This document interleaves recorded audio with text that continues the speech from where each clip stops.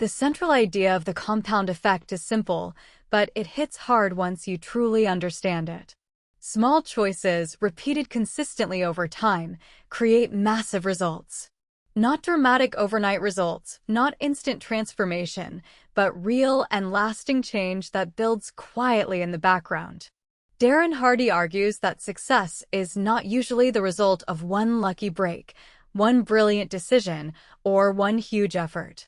It is more often the result of small smart actions repeated day after day.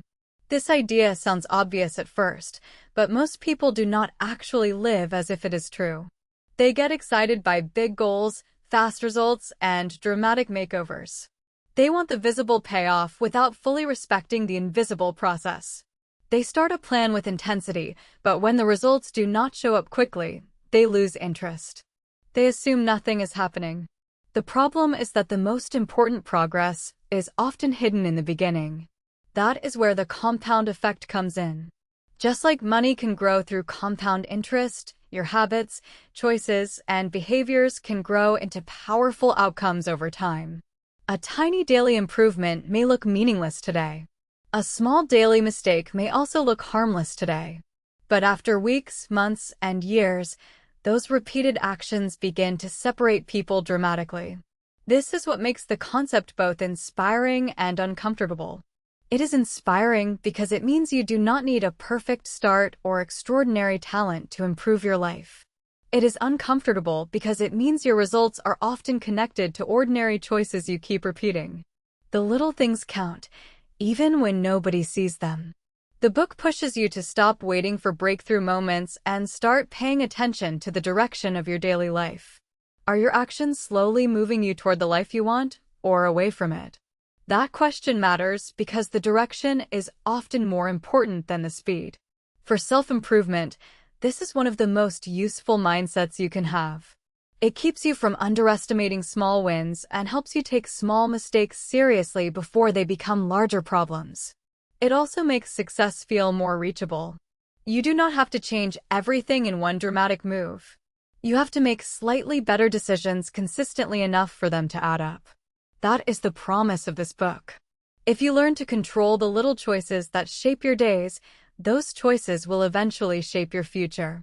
And once that clicks, self-improvement stops being about occasional motivation and starts becoming about daily direction. One of the strongest lessons in the book is that compounding feels slow in the beginning. That is exactly why people ignore it.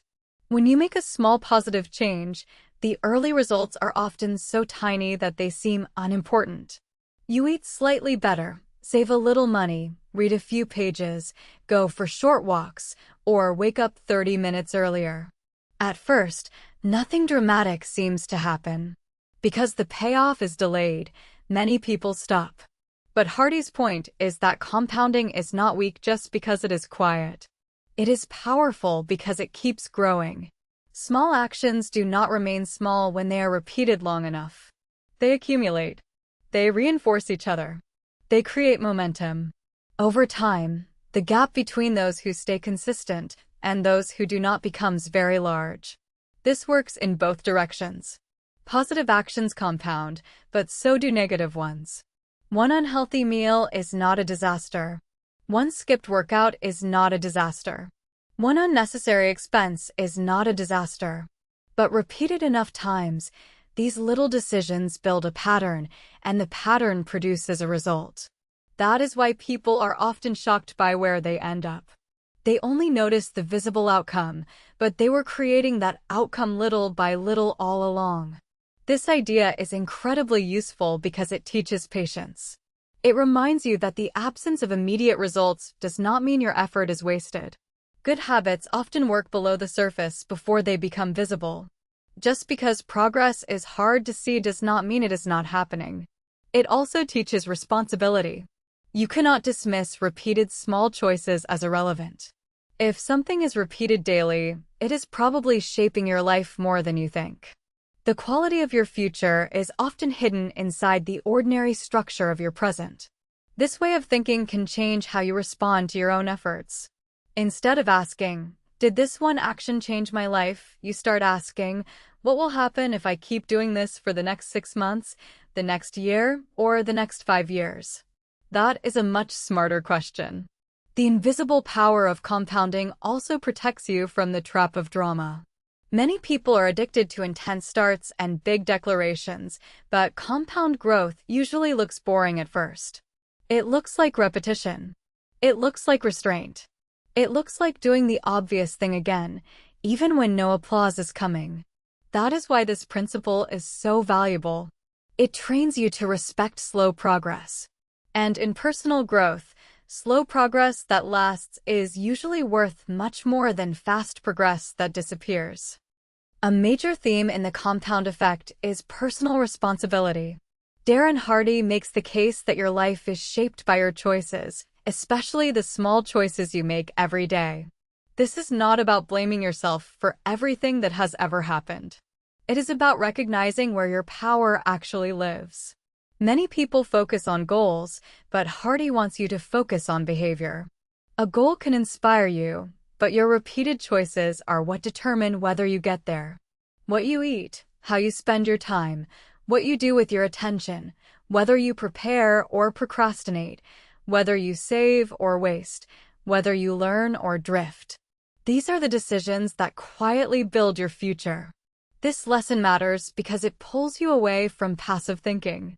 It becomes harder to say, "I will change someday," while continuing to make the same daily decisions.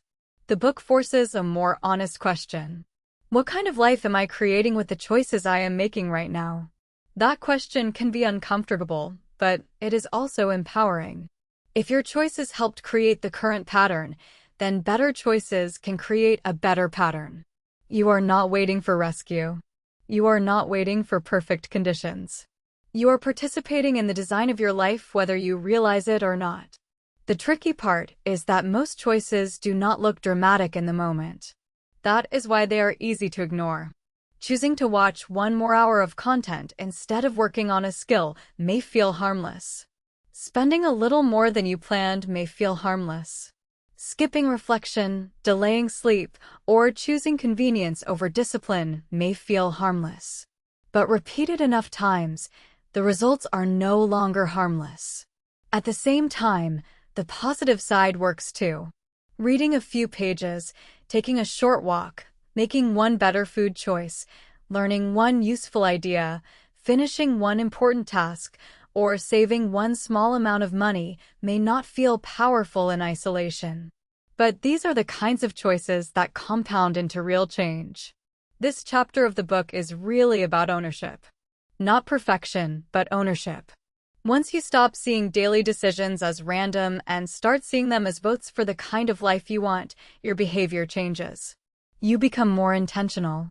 You begin respecting the ordinary moments where long-term outcomes are actually decided. That mindset is powerful because it shifts self-improvement from fantasy to reality. Success does not only live in giant milestones. It lives in the repeated choices that lead to them. If choices shape your life, habits are what make those choices repeat automatically. That is why habits sit at the heart of the compound effect. Hardy explains that success and failure are rarely random. They are usually the natural outcome of behaviors that have been repeated for long enough to become normal. This matters because many people think of habits as small lifestyle details, but they are much more than that. Habits determine what happens when you are not thinking carefully. They decide what you do when energy is low, when stress is high, and when motivation disappears. In many ways, your habits reveal the real structure of your life. A strong habit can carry you forward even when you do not feel inspired. A weak habit can quietly sabotage you even when you have great intentions. That is why the book places so much emphasis on identifying your routines honestly. It is hard to improve results while keeping the same habits that created the old ones. The useful thing about habits is that they turn effort into something more automatic. When a positive action becomes habitual, it requires less negotiation. You no longer ask every day whether you will do it. It becomes part of who you are and how you operate. But Hardy is also clear that bad habits gain strength the same way. They become familiar, easy, and emotionally comfortable. That is why they can be so hard to break. The issue is not just that the behavior is wrong. It is that the behavior has been reinforced repeatedly until it feels normal. This is why awareness matters. You have to notice the routines that are producing your current results. Which habits are serving you, and which ones are draining your future? Which routines are building energy, clarity, money, trust, skill, and discipline? Which ones are slowly eroding them? The lesson here is not to panic about every small routine. It is to understand that repeated behavior has power.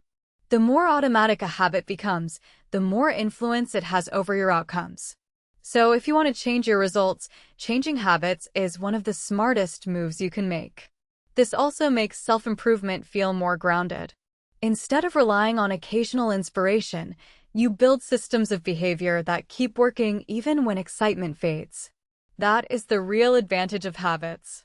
They help the right choices happen often enough to compound. One of the most powerful ideas in the book is that small actions build momentum. Once a pattern starts repeating, it becomes easier to continue. This can be incredibly helpful when the pattern is positive and incredibly dangerous when the pattern is negative. Momentum matters because human beings are strongly influenced by what they have already been doing. A person who has exercised for 2 weeks straight finds it easier to keep going than someone who is trying to start from zero. A person who has been overspending for months often finds it easier to continue than to suddenly reverse direction. Past repetition shapes present resistance. This is why beginnings matter so much. The first few actions may feel small, but they start setting the direction. Once momentum builds, your identity, expectations, and emotions begin aligning with the pattern.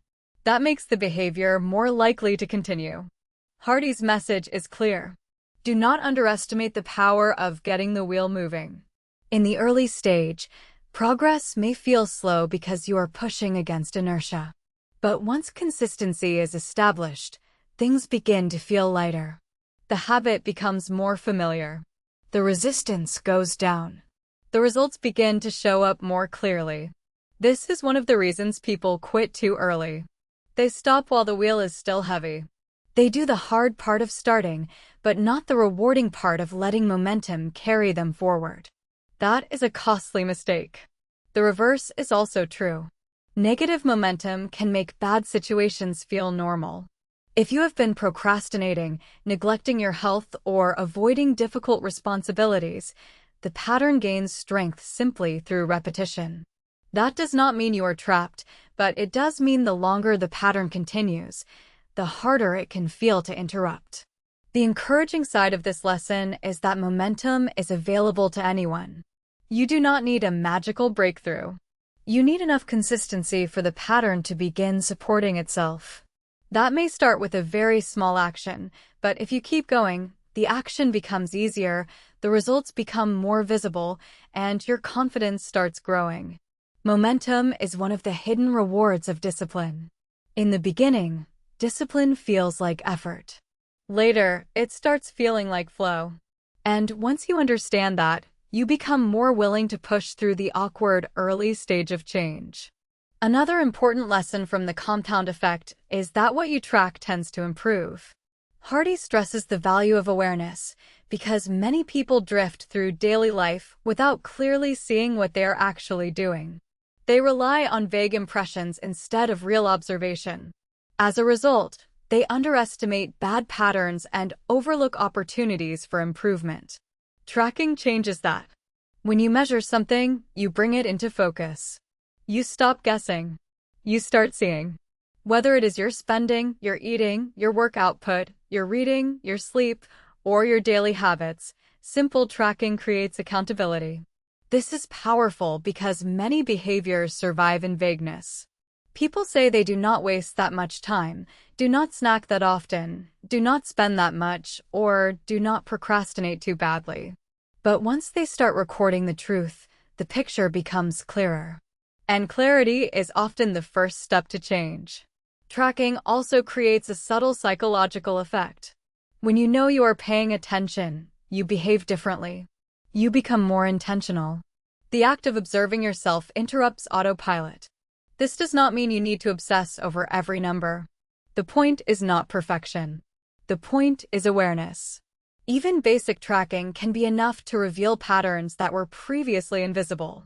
A few notes in a journal, a checklist, a budget log, or a daily scorecard can start shifting behavior because it makes the process visible. This idea is especially helpful for self-improvement because people often focus only on outcomes. They want to see weight loss, income growth, productivity, or confidence. But outcomes lag behind behavior. Tracking the daily actions that lead to the outcome is more useful than staring at the outcome itself. For example, instead of only focusing on whether you have become fit, track workouts, meals, walking, or sleep. Instead of only focusing on whether your career is improving, track hours of focused work, learning, networking, or creation. That gives you something you can control. The deeper lesson is simple. You cannot manage what you refuse to notice. Honest awareness can feel uncomfortable at first, but it gives you the information needed to change direction. And once you start seeing the truth of your patterns, better decisions become easier to make. Hardy also emphasizes that success is not shaped only by personal effort. Your environment and the people around you have a major impact on your standards, your expectations, and your behavior. This is a crucial lesson because many people try to improve without realizing how strongly they are being influenced every day. The people you spend time with affect what feels normal.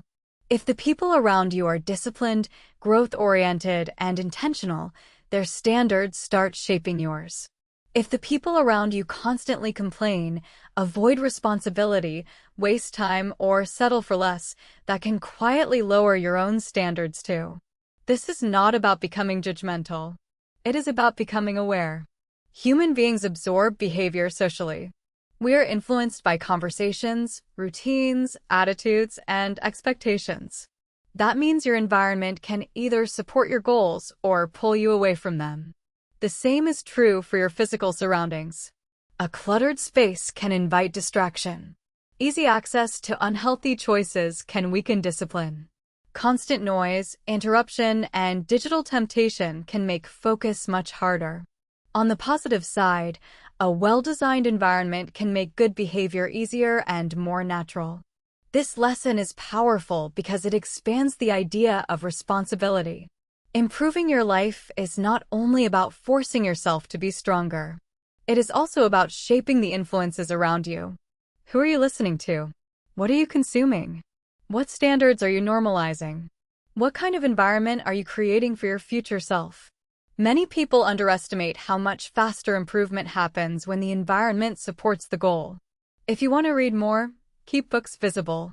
If you want to work better, reduce distractions. If you want to think bigger, spend time around people who challenge you positively. Hardy's message here is practical. You do not rise only by trying harder.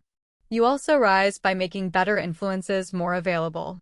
Small environmental changes, like small personal choices, can compound too. This is especially useful for viewers who feel stuck. Sometimes the issue is not a lack of potential. It is that the standards around them have become too low or the environment has become too convenient for bad behavior. Once that changes, personal growth can accelerate dramatically. One of the most valuable takeaways from the compound effect is that consistency matters more than intensity. This goes against the way many people think about success. They believe progress comes from doing something huge once in a while. Hardy argues that lasting results come from doing the right small things over and over. This is important because intensity feels exciting. It gives the illusion of major progress. You start a new plan, push hard for a few days, and feel proud of the effort. But if the behavior is too intense to sustain, the cycle usually ends in inconsistency.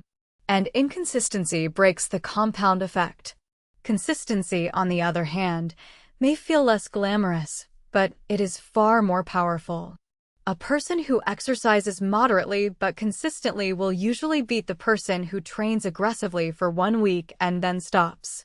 A person who writes a little every day often produces more than the person who waits for giant bursts of inspiration. A person who saves regularly usually builds more financial stability than the person who keeps making extreme promises and then resetting. The reason is simple. Repeated action is what allows growth to compound. When you interrupt the pattern constantly, you restart the process. You lose momentum. You lose rhythm. You often lose confidence too. This lesson can free people from perfectionism.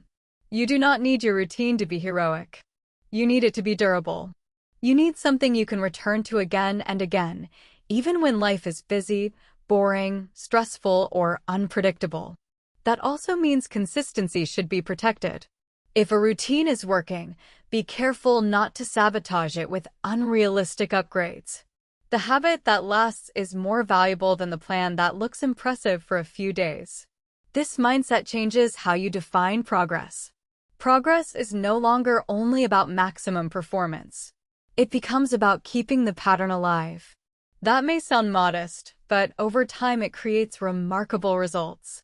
This is one of the deepest truths in self-improvement. Small, consistent action may not feel powerful in the moment, but it quietly outperforms occasional intensity almost every time. Another helpful idea in the book is that what people call luck is often the visible result of long unseen preparation.